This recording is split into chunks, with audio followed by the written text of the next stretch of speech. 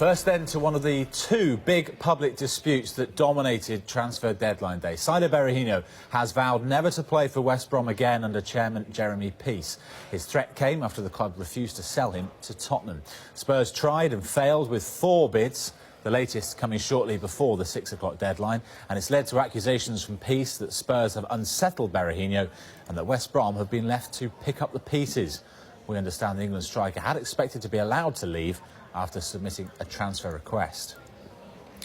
Well, with an hour to go until the deadline, this is what the player tweeted earlier. He said, "Sad how I can't say exactly how the club has treated me, but I can officially say I will never play for Jeremy Peace." And West Brom then responded by issuing a strongly worded statement of their own.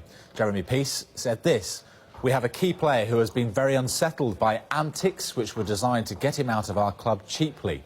Tottenham's offers failed substantially to reflect Saido's true value, while the timing made no allowance for our own recruitment of a suitable replacement for a proven Premier League goalscorer. Saido has been unsettled to the point where our head coach has not felt able to select him for our last 3 games. We are now left with the task of repairing the damage created by this unfortunate episode." Our sources have told us Tottenham are surprised that Peace chose to make Spurs' 4 bids public, and their disappointment has been compounded by a belief that both the player and the West Brom head coach Tony Pulis wanted the deal to happen. We forgot that you have to still respect your club, you have to respect the fans.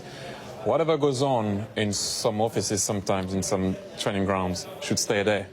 You should never make that public, because now you're going to have to stay there and deal with the consequences, and you can't play with a club like that. It was a ridiculous statement for him to put out. It's obviously why he's doing it, because he's trying to put pressure on West Brom to force the issue, to force Jeremy Peace to negotiate with Tottenham. But as I said before, if Tottenham want Berahino that much, they've got to pay up. They've got to give the money that West Brom want.